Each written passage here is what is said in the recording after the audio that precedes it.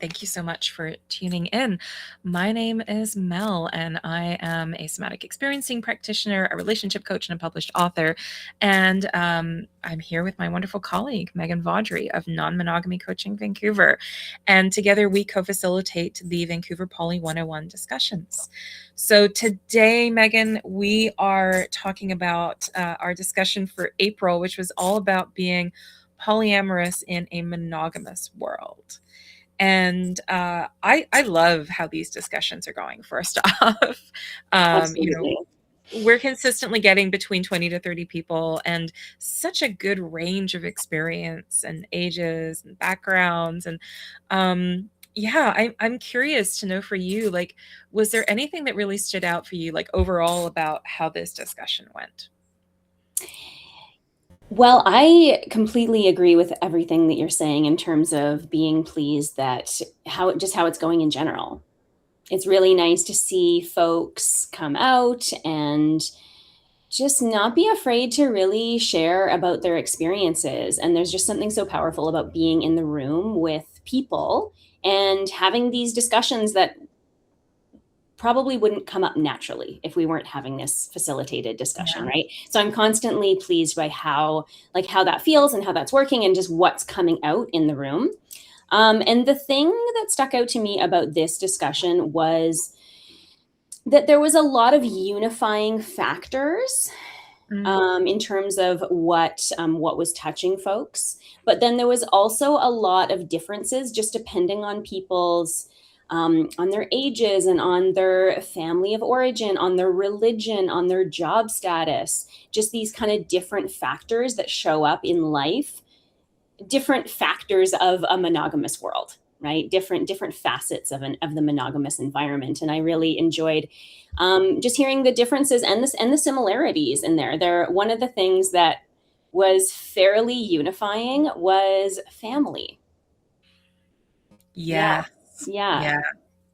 And how about you? What did you notice about what did you notice about that? I keep going back to something that was shared towards the end of the discussion when we were talking about like what actually helps us to be resilient as polyamorous people in a monogamous world. And someone said it's spaces like this. It's like having the space to have these conversations and to know that you're not alone.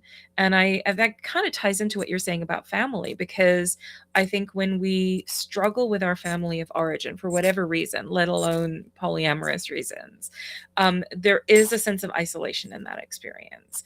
And I mean, I think for some people, polyamory can be a means to reparent ourselves, like heal those childhood wounds of like, I didn't get all the attention and connection I needed as an infant. Nothing wrong with that. But I think to actually be in these community spaces where we get to have the conversations, where we get to be supportive of each other. And even like if you're not sharing anything, just hearing someone else has had an experience that in some way resembles yours. I think it's very comforting. I think it's very validating. I'm always hearing people share things. I'm like, oh my gosh, yeah, I remember. I've been there. And sometimes the stuff that I've forgotten I experienced. But that theme about family, we ended up talking a lot in the discussion about like the stigma that comes up and the way that impacts us. And I really heard a lot of folks share about how it had impacted their relationship with their family, whether it was like no longer feeling as connected with family or just feeling like they have to mask and hide a part of themselves around their families. Yeah, absolutely. And what I noticed too is that the through thread with a lot of the stigma that comes from family, from sharing about polyamory with family, is it's a misguided attempt for care. Right. And so what I noticed is, depending on the gender of the person involved, there would be like kind of usually like a polarized gendered judgment about either, someone taking advantage of other people or being taken advantage of, usually dependent on gender, right? It tends to be divided along those lines just because of our cultural understanding about sexuality and about relationships and about this, commodified version of sexuality that we see in the media and in culture at large. And so that was really condensed into these judgments and these misguided attempts to care. Right. And so I really do. I hear what you're saying about this, um, about community, supportive community being, being the thing that can like come up and, support people around these experiences of stigmatization, and not just with family, but also, we talked about in the workplace, folks. Yeah. Yeah, one of the things that I found really interesting was that folks had really similar experiences about not being able to talk about being polyamorous in the workplace at large, really, not dependent on work environment, across a wide variety of different work settings, and how that really showed up, and how folks really felt like they were, that they were othered in their workplace, right? And So yeah, rather than being able to contribute to all of these normal everyday discussions about like what I did with my partner on the weekend, and who I'm dating now, and whether it's becoming serious, like, oh, did we have the talk yet, like, are we exclusive, not yeah, being able to participate in any of those natural normal discussions that come up in a workplace, but then also, needing to make these really subtle but important decisions in the moment about what to reveal and how much about one's personal life to reveal when we're polyamorous. it's a lot of mental labor, Yes. right? And then having to track, what have I revealed to whom? Am I being consistent in this? And the fear of, what might be the consequences. And I Mhm. mean, I think there were really some really sweet stories shared about positive experiences of coming out and monogamous people in one's life being like, oh, that's interesting. And I think someone shared something about like, family members just pretending it hadn't been said, and let's just keep going as Absolutely. normal.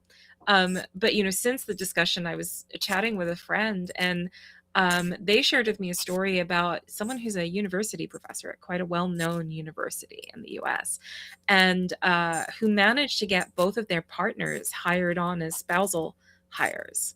Oh, So like when you have like a big job and you're like, well, I have to relocate, you should find a job for my spouse yeah, too, yeah. or something, or like it was something along those lines. But they got that for both of their partners. And I was like, how interesting. And it made me think about like, well, is there also a level of privilege Mm, involved in how we can be out in the workplace? I mean, for mm, me, I have the privilege, if I work for myself, my work is all about this. If you don't, if you're working with me and you don't know that I'm not monogamous, I don't know what's going on there.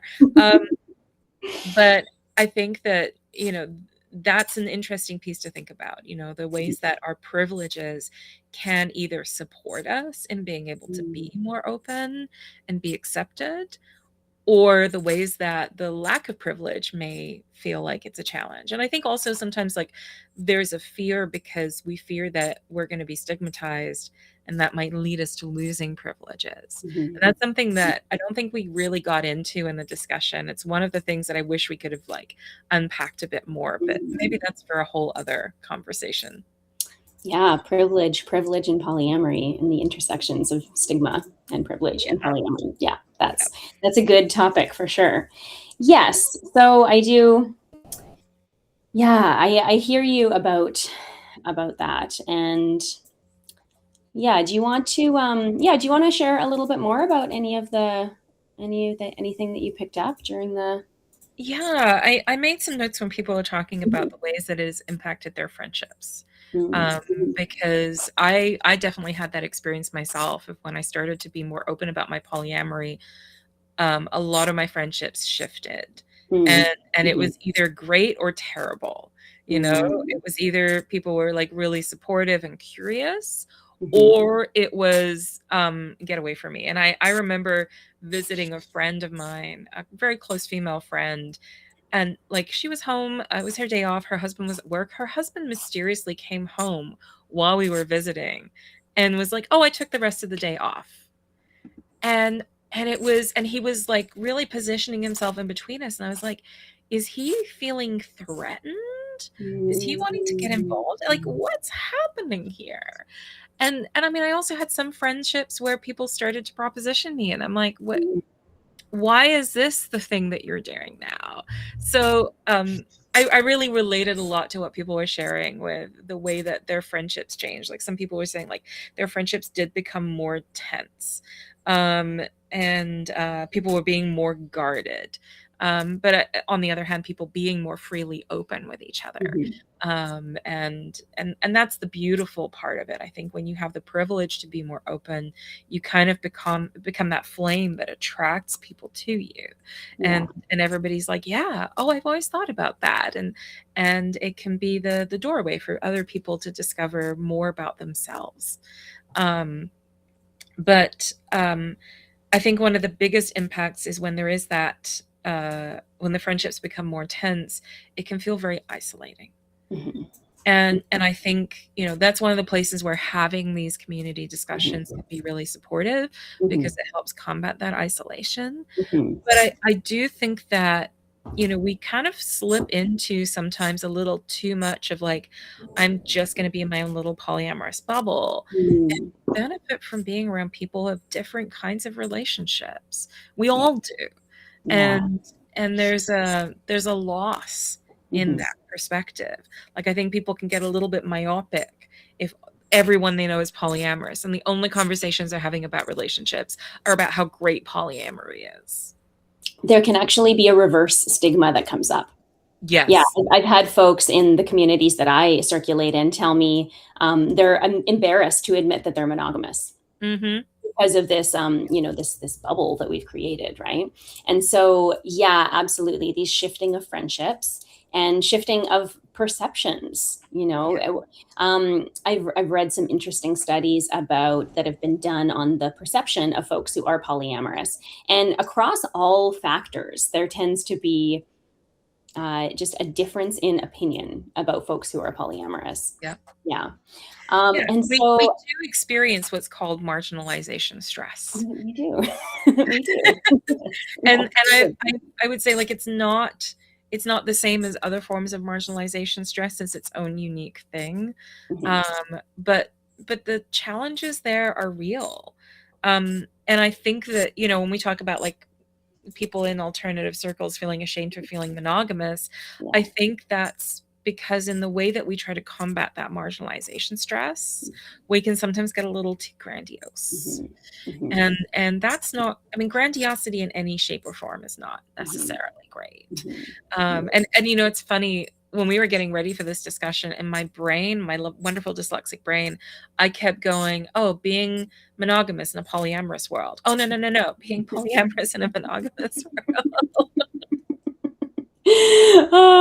Yes, yes, yes. Yeah. And thank you so much for naming marginalization stress. That is, and I think that especially you were talking about friendships being affected, relationships being affected. I think, especially in a transition period from identifying as monogamous to identifying as polyamorous, there can be such a stress during that shift.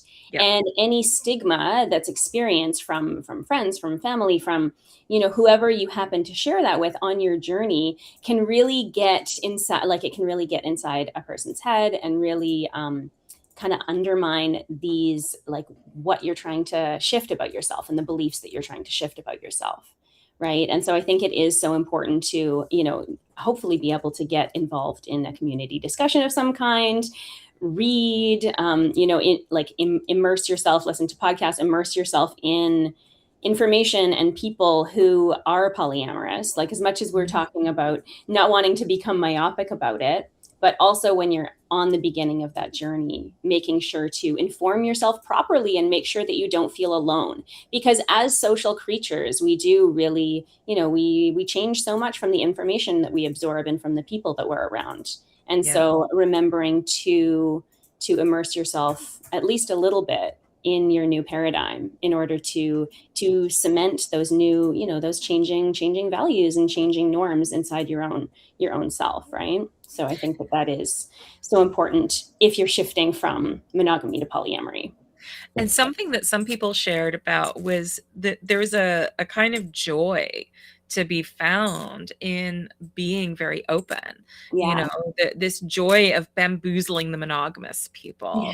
Yeah. Uh, and being just so open and confident in that. And that's where I think the discussions really help, is it helps you get more confident so that Mhm. you can do that. I know for Yeah. me, when I was in my early days, which is now like, oh my God, 15 years ago, like that was what the discussion groups gave me, was that confidence to be Yeah. able to articulate to a stranger, this is what I do. I'm open about dating openly. I'm in primary relationship with myself, et cetera, et cetera. Mhm. Mhm. And Mhm. how that um that is its own kind of practice, in a sense, Mhm. of being Mhm. able to stand Mhm. in that confidence and that joy. But we don't get to it by ourselves. I think if we're just Mhm. creating that by ourselves, Mhm. that does play into a kind of narcissism. But I Mm. think we're getting there with the support of community, with the support of our connections and our friendships, then it's Yeah. come from a really beautiful embodied place. Mhm. And I think in that place, we've also got the ability to empathize and be open to, not everyone's going to do this the same way. And Mhm. sometimes they have a different take, and that's okay for them, right? Mhm.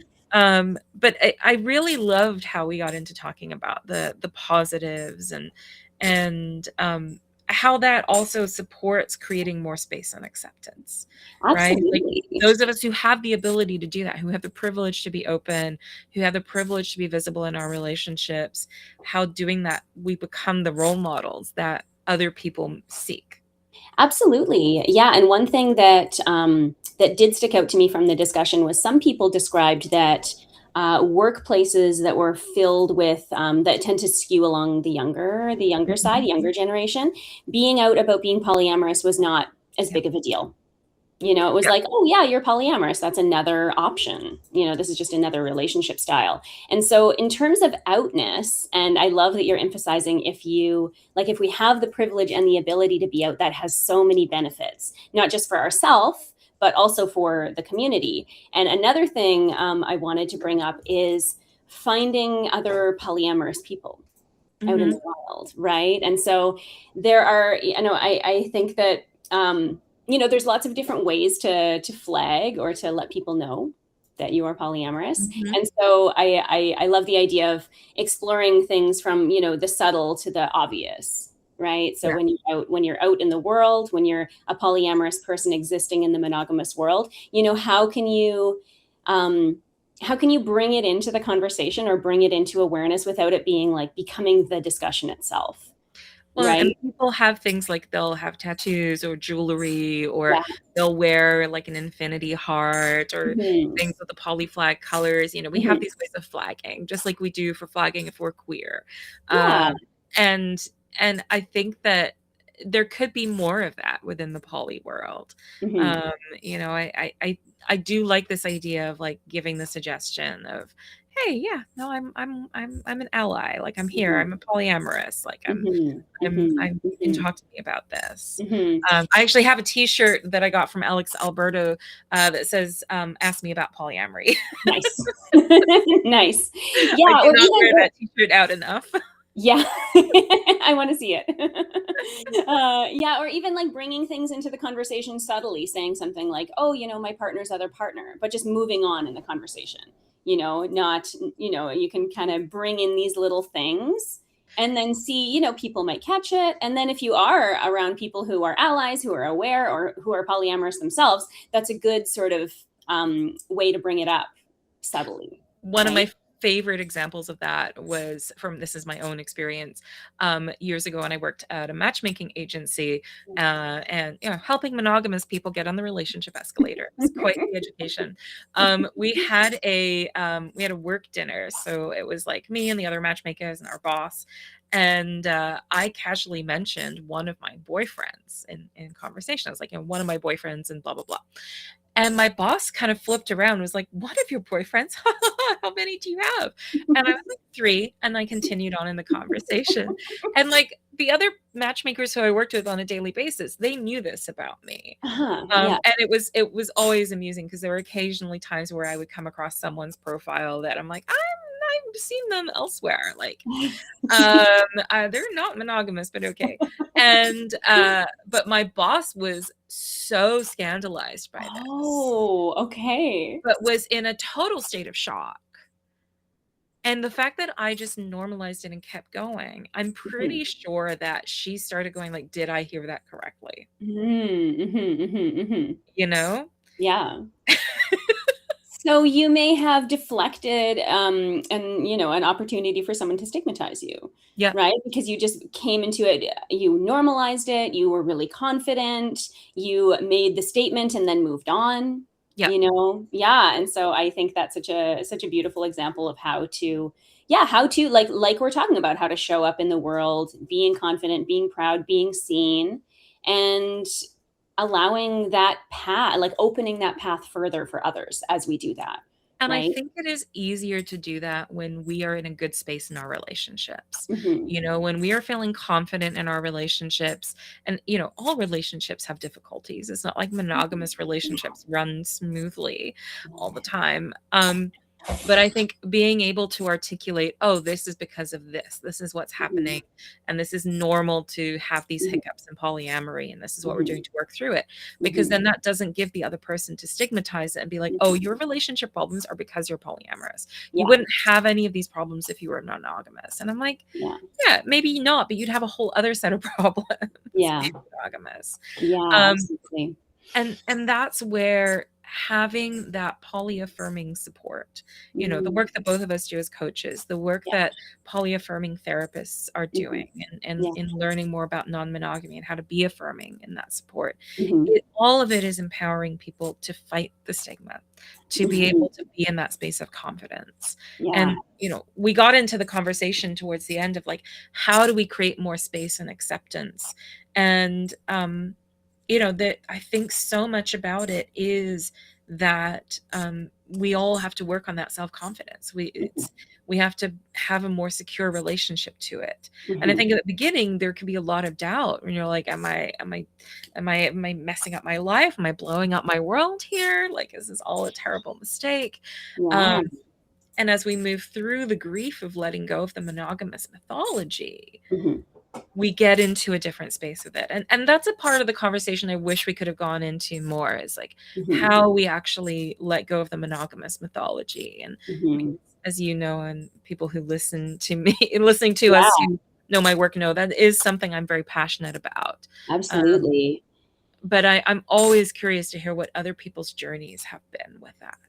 Yeah, yeah, we didn't, and the other thing we didn't get into a lot was, yeah, like how these internalized mononormative ideas really impact us when we're in polyamorous relationships, Yeah. right? Like how we can actually show up with different expectations about how relationships should be that are based in monogamous thinking, showing up in relationships with some small amount of internalized doubt that this is the right path Hmm. or that this is going to work, you know? And so we really didn't get a chance to get into that, but I think that that is such a cornerstone of your work. And you have an offering coming up soon with that, Yeah, I right? mean, the Monogamy Detox is starting up again April 23rd, and that's an 8-month program now. But you can take each course separately. So the first course is Rewilding Relationships, and that's really all about how we reframe ourselves away from the relationship escalator, away Mhm, from those like one true soulmate mythology, and start to broaden our sense of how we relate. mhm, And looking at the different layers of trust that we build through in mhm, relationships, looking mhm, at the different mhm, qualities of connection we mhm, create. mhm, Um, and I think that's something that a lot of the times in monogamous world we don't get permission to think about. Like mhm, I I always talk about it as like, we take our time to work into friendships usually, right? mhm, We mhm, sort of go, okay, who is this person? I kind of like what they're into. Then we move into safety. Then mhm, over time we start to be more vulnerable and open with a new mhm. friend. And Yeah. then eventually we're like, oh yeah, this is a really cool friendship. But we do our romantic relationships in monogamy land, certainly in almost an opposite way. Mhm. Like, hey, there's some chemistry here. Let's pretend we're in a relationship and let's reverse engineer the intimacy and safety and awareness. Yeah. And that can work out sometimes, but it's not always the long term, because then you're always being confronted with, Yeah. there's a fantasy I have of this connection, and that's different from the reality of this Mhm. connection. and there's Yeah. a lot of grief involved. And I think we confront that even more in non-monogamy when you're having a fantasy about multiple partners. Yeah. There's more of the breaking of that fantasy. Yes. Absolutely. And a lot of the time where that fantasy gets broken is where we get into that insecure space, where we reach out for support, where we want to talk through something with our friends and get that like reality check. And when we don't have that supportive community around us, Mm-hmm. then Mm-hmm. we're not going to get the support that we need. Yeah. Yeah. Absolutely. Which is why something like a community discussion group is so important. Yeah. And I'm just continually grateful for folks coming out and participating, and for us creating. And I'm happy we're doing these debriefs as well, because when I was, whatever, 10, 15 years ago, when I was starting my polyamorous journey, I was not in a place that had an in-person discussion group. And so, so sometimes, geographically, you are not in a place where you can get out live to community. And so I'm really glad that we're able to bring what we can from the community discussion group to the internet at large. Yeah. Likewise. To me, it's all about the democratizing of support, right? Mm-hmm. And making things more accessible. There's that saying, like, if it's not accessible to the poor, it's not radical or revolutionary. And Mm-hmm. I take that into like, how do we create accessibility? Like, if we really want to be making a shift, we can't just gatekeep that all the time. There has to be accessibility for that. Yeah. And these discussion groups are free to attend. We have a wonderful location. People can go buy food and drinks and support our very generous hosts that way. But also don't have to. You're also welcome to just come and participate. Yeah. Exactly. Yeah. And it's, to me, it is that space of finding the camaraderie and the rapport, and I think just right down on a somatic level that creates so much support for us as human beings, to know that there are spaces where we share similar values, and they're not always the same values, but being able to have that discourse about them helps us get more clear in ourselves. Absolutely. Yeah. And we're choosing a new topic each month, which we hope affects as many people as possible, so that we can have that unifying experience of talking about how it all affects us together. Yeah. And like you said, thank you so much for bringing that up, because yes, free community resources about polyamory are so important. That is one of the reasons why I am such a believer in this discussion group. And just in terms of, I'm really appreciating that you and I are doing this for free, and also that that I'm able to offer free learning sessions as well. That's really important to me and is a foundation of my work. And so being able to, to have this experience of affirmation and camaraderie, and feeling less alone out there in the monogamous world. On that note, do you want to share what our topic is for next month? I am going to ask you to share what our topic is for next month. So for May, we're going to be talking about polycules and anarchules. Yes. And building those wider networks of relationships. Yeah. So relationship networks. I think a lot of folks are familiar with the term polycule. That can be a relationship structure, whether it's a throuple or a triad or a quad or a larger network. And then do you want to tell us what an anarchule is? An anarchule is that same concept, but it's not limited to the romantic, intimate partners.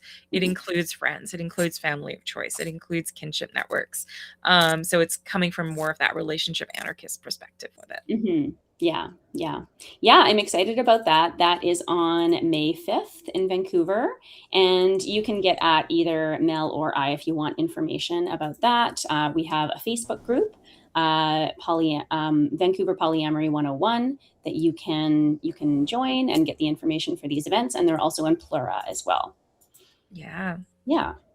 I'm looking forward to it. Me too. We're going to be continuing through the summer, and we're going to have some guest speakers coming in, some panelists, some guest facilitators. There's lots of stuff kind of in the works. We are going to continue through the summer, which I'm really excited about. And I love our location too. I'm always saying, the food is really good. Like, it's so good. It's really good. I find myself looking forward to the dinner that I have there every month. So yeah, it's really good. And I like it's centrally located in Vancouver. It's transit accessible. So yeah, I really do enjoy it. Looking forward to the next one. Well, thank you so much for joining, Megan, and having our little debrief chat about the discussions. Yes. And if folks want to find more about your free learning sessions and so forth, where can they find you? Yeah, so my primary platform is Instagram. You can find me at Non-Monogamy Coaching Vancouver. You can also find my website at nonmonogamycoachingvancouver.com. And yeah, you can sign up for a free learning session, and I hope to see you there. And for folks wondering where they can find me, I'm on Instagram at Radical Relating, and you can also hop onto radicalrelating.ca or visit monogamydetox.com. Yes, I'm excited about your upcoming course. I think it's such a wonderful offering. It's really well known in the community as being really amazing. So I'm Aw, really excited that you're offering it again. we'll see you all next time. Yeah, see ya. Thank you.